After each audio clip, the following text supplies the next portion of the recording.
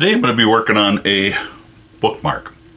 This is for our egg lady. She wants to give it as a gift. She wanted a floral design on it.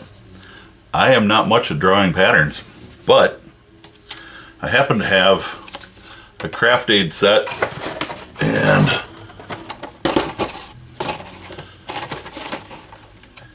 in it was a floral pattern for a belt, and it's about the right length that I want for a bookmark. It's a repeating pattern, so there's some dotted lines down at the bottom here that line up again on the top here. So I'm not going to do that. I'm just going to go to the bottom. It's got lines on the edge to line up your, oops, it's got a line on the edges to line up your pattern with your blank. So I'm going to do that.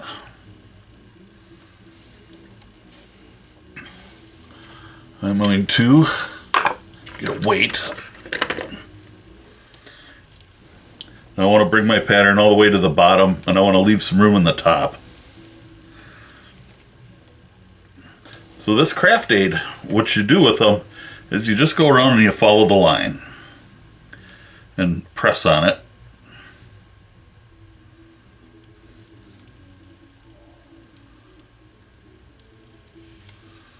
And it'll transfer that pattern.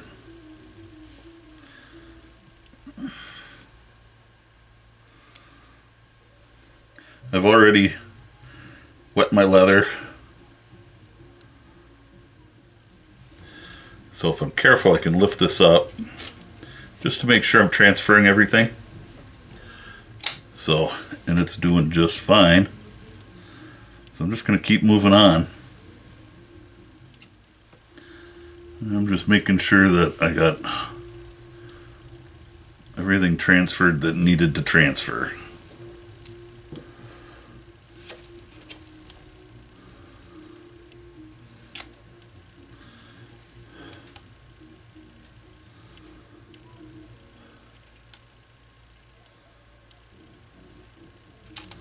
Yeah. So here's the pattern. And it just basically transfers it right to here. These are little raised areas, so each line is raised up on the pattern. And I will find the rest of the pattern because there's a sheet on there that helps you out too. So let me find that and I'll be right back. So I had to wet my leather down a little and just kind of let it chill out for a minute. I'll talk to you a little bit about the blades that I use. I don't use a lot. I don't have a lot. I use this one on bigger projects. It's a 3/8 inch straight cut blade, and it's a very plain blade and does everything I need it to do, but I only use that one on bigger projects because you just have more room to maneuver. This has got some small lines in there that I need to follow. Sometimes I will use this blade with the angle on it. It's called a filigree blade. This is a 1/4 inch wide. I use this when I've got some really tight work to do, but I don't care for it nearly as much as the other blade here. So let's go to that one. This one is also a 1/4 inch blade. If you can see how it's kind of dished in there on the both sides. That's called a hollow ground straight cut blade. This is the one that I use the most, and the one that I prefer. I'm not real good when it comes to tooling and that sort of thing, so take it for what it's worth. There's some very expensive swivel knives that you can get, and I've tried some of the more expensive ones that friends have had and stuff, and I just don't see where the difference is. This one swivels nice at the yoke here. It'll pivots nice, and it's comfortable. It's got a 3/8 shaft, so it's comfortable for me to hold with my arthritic fingers and such. But I will usually just start at the top here and start working my way down. And I tip my blade back a little bit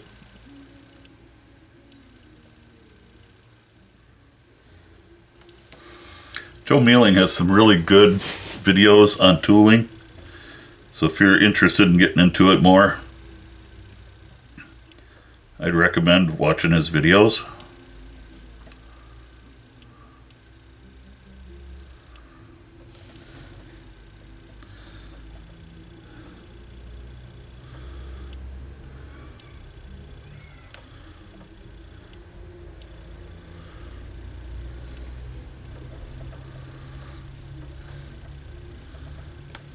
And I'm not going to make you watch me do the whole whole system here. I've got most of this flower cut now.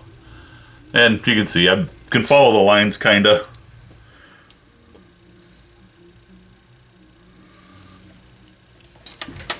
So I'll take a break from that. I'm down to about here. And it doesn't take long. Most of these go pretty fast. But one of the things you get with these craft aid templates is a picture of what the finished product should look like. And along the way there are some tool recommendations on here, like to make your center here, they used an S724 to make the flower center there. The shading around the top of the leaves here was a P215. I mean, it gives you some recommendations. It says, I got this from Craft Tandy. Got this one from Tandy. Has this piece too. This makes a nice wallet backing. And they're pretty easy to use. Gives me 3 different sizes, 1.25" up to 1.75" for the belt template. And I have made belts with these. Very time consuming to make them because, you know, it's a lot of real estate. But I just keep them around. I'll probably get a couple more as time goes on, but you know, I'm not real good at this kind of stuff. I just fake it as best I can. All done. Like I said, it doesn't take long. I think everybody likes to tool these a little different.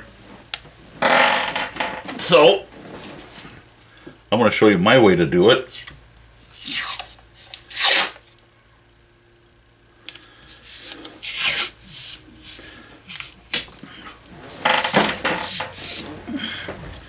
Before I start beating on it, I want to have some tape on the back. It just keeps everything from mushrooming out. Everybody, you know, I've got it all carved out. I did put some tape on the back. I just use blue painter's tape. It seems to work pretty good for me. The dampness in this is just at a point where I really want to start working it now. I'm going to use, for a few things, there'll be a few times when I want to use a little less steep of a beveler. So I'll switch over to this is a Craft Tool B701. Most of my beveling will be done with these two, PB012 and a PB011. These are a steep bevel. It took me a long time to find all 4 sizes of this, but I do have all 4 of them. And it's my favorite one. So this is what I'm going to start with. And I'm just going to go from there.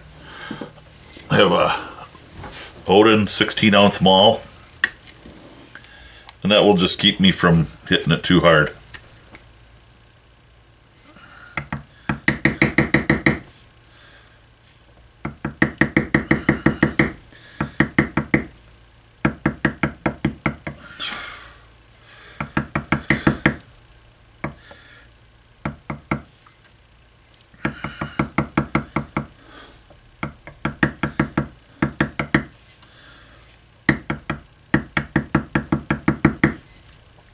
I like to keep the back of my bevel facing me as much as I can.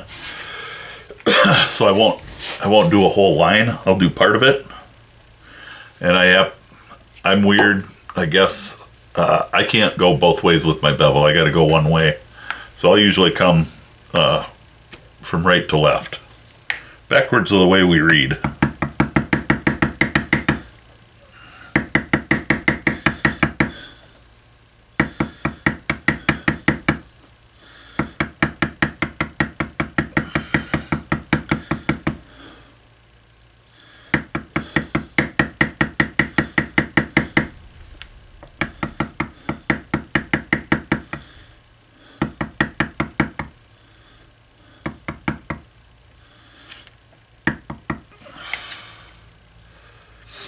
And you always want to bevel the outside of your line. Sometimes you'll need to bevel both sides of a line. I don't have a two-sided beveler.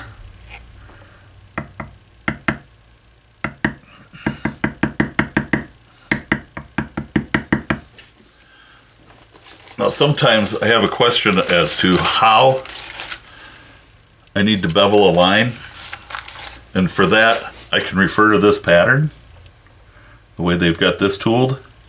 So like on this stem here, I want to bevel the wavy line, I want to bevel on this side of it, but it looks like they used a different beveler there, maybe went back farther. So I'm going to grab the 701 here,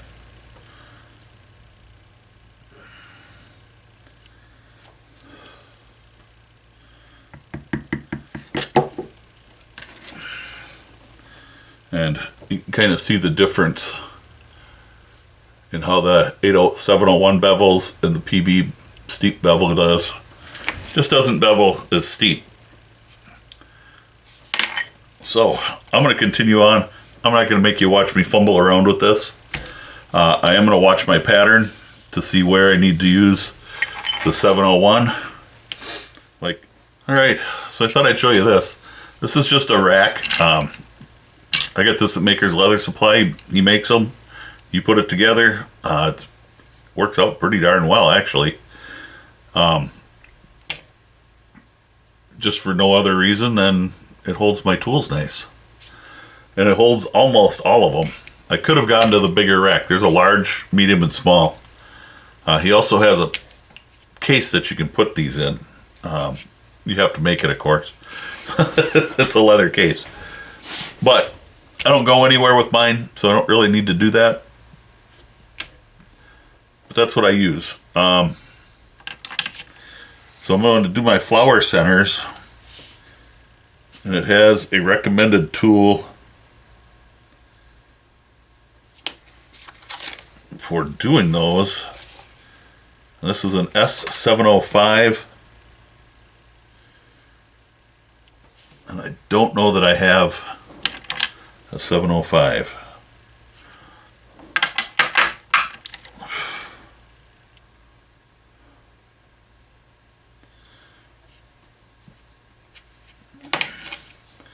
This is a 434, D434, I think.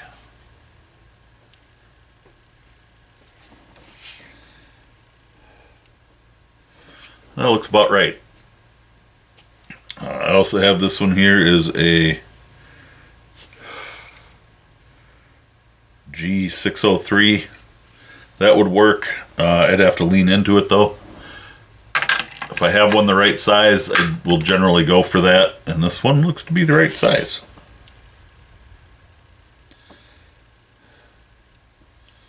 I'll just try to center that up.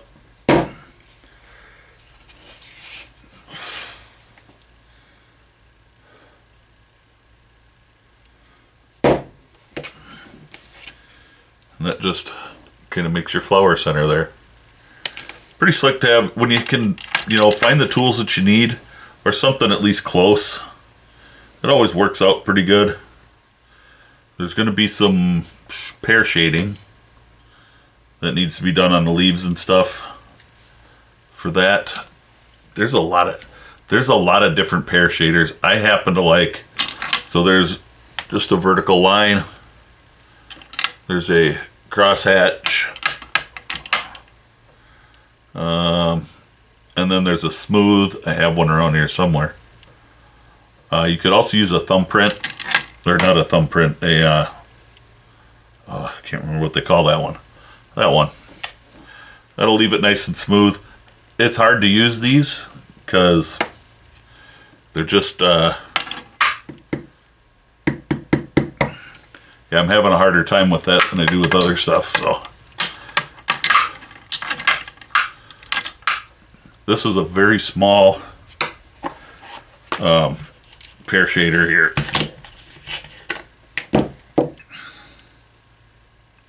It's a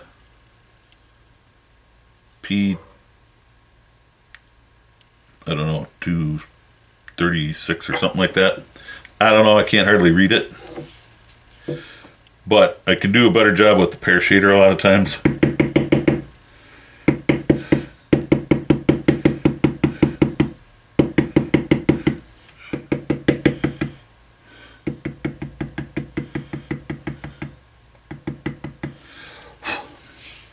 Then as I come out of the area that I want to do, I just kind of tap lighter.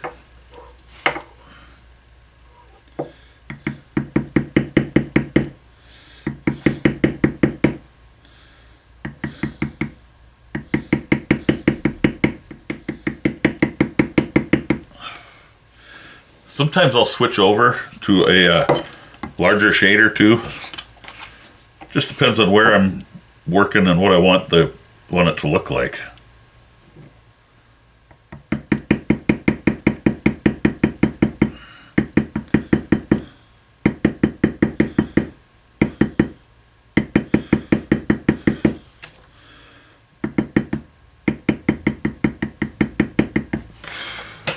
I'm just kind of walking it along is what I'm doing. Kind of like I use the beveler, but it's a shader. Now I want some empty space at the top here above that flower. So I'm going to go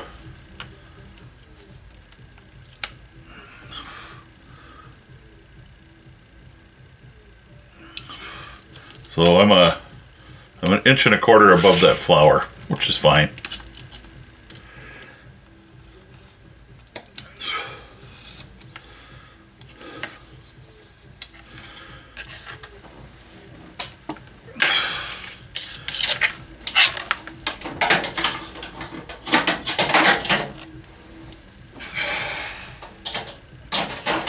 Let's put away.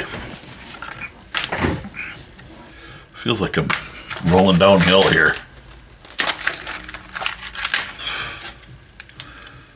Look for my washer. I don't want the biggest one I got. We'll take the middle one.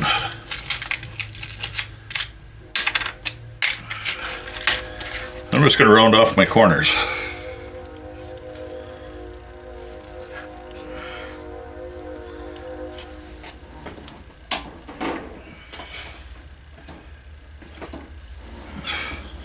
I prefer to use a skiving knife when I do this.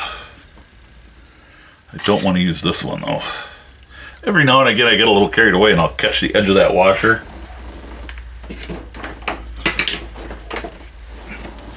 So we'll use the other one. Still good and sharp. It's just it doesn't cost as much.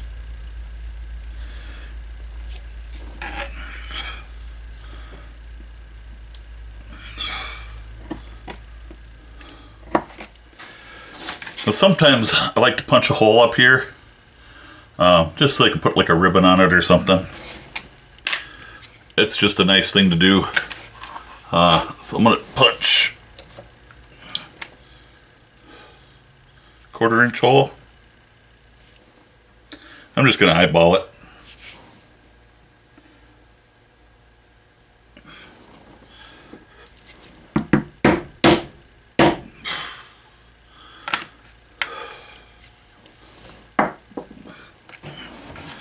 My number 0 craft tool.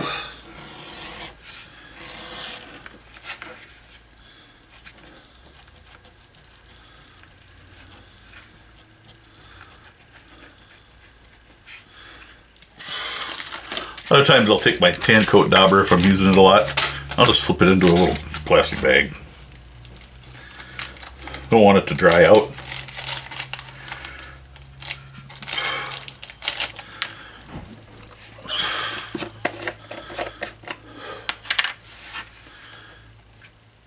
So I'm going to tan coat in preparation for, because I'm going to use my tan coat as a resist.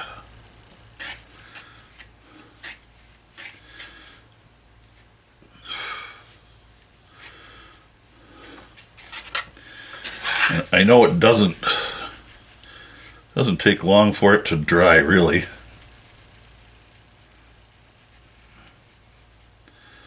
But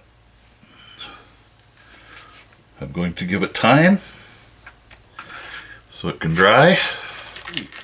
My tan coat's set up good. I'm going to go ahead, I'm going to use Thiebing's dark brown antique finish because I think that'll look good on here. This is kind of messy. I'd recommend gloves, but I don't know whatever happened to mine. So, no gloves for me today. This is a paste.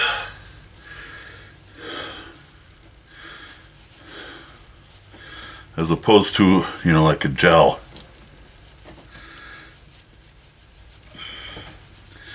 And I think the most important part about this is covering the entire piece. I didn't need to go up there, but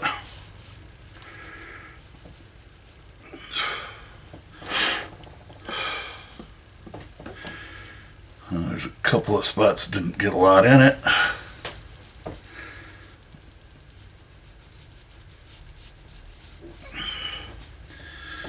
And I can just throw that one away. And I'm not going to give it a lot of time before I wipe it off, because I want to get some of it off. I want to kind of keep my original color.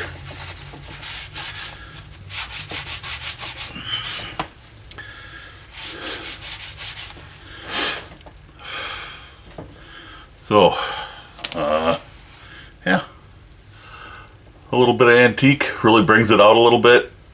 I like it quite a bit. That's going to be the finished product. I'm going to let that antique dry overnight, and then I'm going to go ahead and give it some tan coat, burnish the edges, and I'll probably make a little lace thong or something to go in here, go up in the top.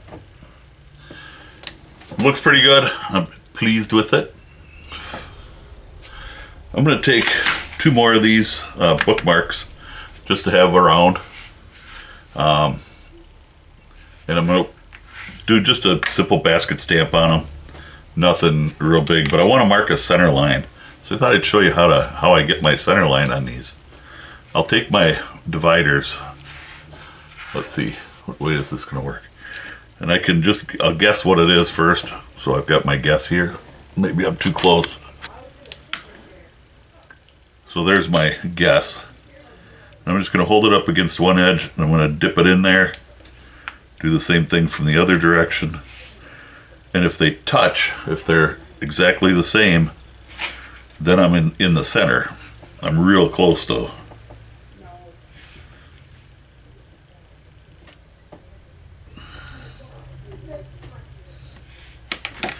So this top one is just to tick off. Get that in there. Just to tick off. That one is right on the money. I'm just going to make a not a real heavy line, but I just need that center line. I'm just going to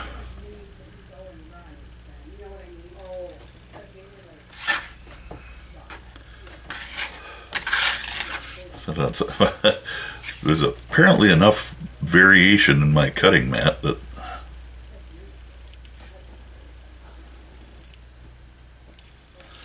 I'll just go from both sides just to, now down at the bottom there I'm a little farther out.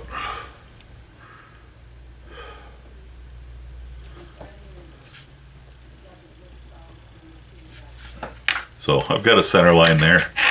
Do the same thing on this piece.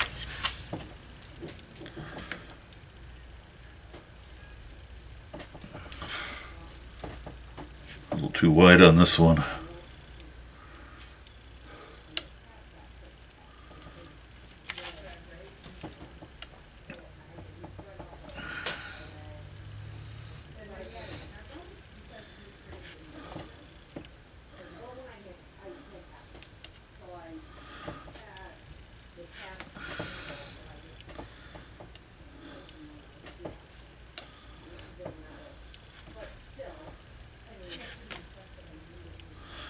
That's pretty good. And I'm just gonna come on down. And again, I'll do it from both sides, so if I'm off, I know. So my strap must get a little wider down on this end, but nothing we can't overcome. It'll still be fine. But I'm just going to do a couple of different patterns. One, I'm just going to do a straight, I'll just do a straight basket stitch or basket stamp. The other one, I'm going to do a V, and I'll show you how that one goes. I'm going to use, let's get back out a little. To get my V set up right on a 45, I'm going to use this tool. This is a tool that I made. Nobody makes them that I know of. And I don't know, maybe I should make them, sell them. But that'll give me my 45. So to get this one, get some more light here. I'm going to set it up, and I want to drop just a corner right close to my line up here. I got a little line that goes around here. I just use my washer to make that.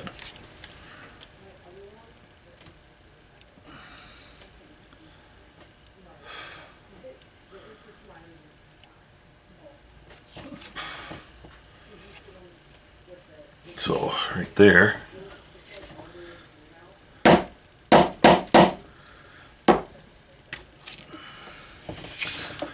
That'll get that one. And if we go to the other side, we can line that up right in the corner there.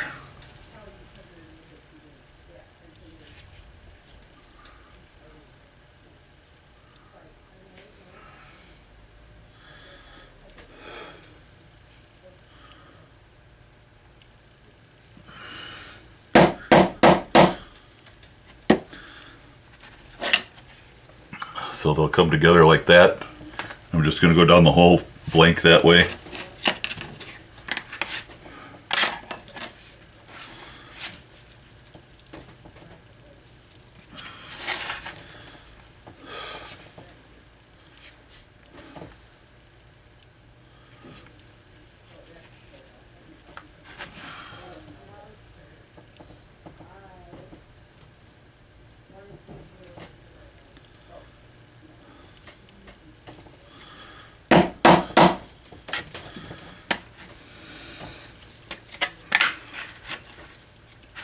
And you can certainly just go down one side and come back and go down the other side too.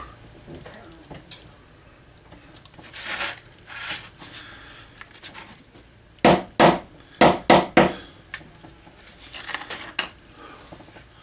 it's going to look like that. I'm going to go down the rest of the blank, and then I'll come back and show you how we're going to spice things up a little bit. So here's the bookmark, all finished. Got my tan coat. My second coat of tan coat is on there, and that's what the antique looks like. Kind of darkened everything a little bit because this is just natural. It turned out pretty good. I like it. These things are really nice and easy to do. They don't require a whole lot. I made these two with just a couple of different basket weave patterns. They're really simple to make. It's just an 1 1/4 strap. I stick a hole up on the top, put a lanyard through it or whatever. I'll probably find some thin leather, make a little bleed knot, just a little fringy thing hanging out of there. This is a different kind of dye that I used on this one. It's a Tandy product. It is EcoFlow all-in-one. I had to buy this for one holster or one knife sheath that I made. That's the color that the customer wanted, and that's the only reason I bought it. Because it was the only thing I could find that would match. But it's an all-in-one, so it's top coat, it's your dye, it's everything. It's really easy to apply. If you've got stamping in here, it will darken in there. It'll lay in there and be really nice. For some reason, it didn't do well with the tree. That's okay. And then you just got to give it a buffing. I haven't buffed it yet.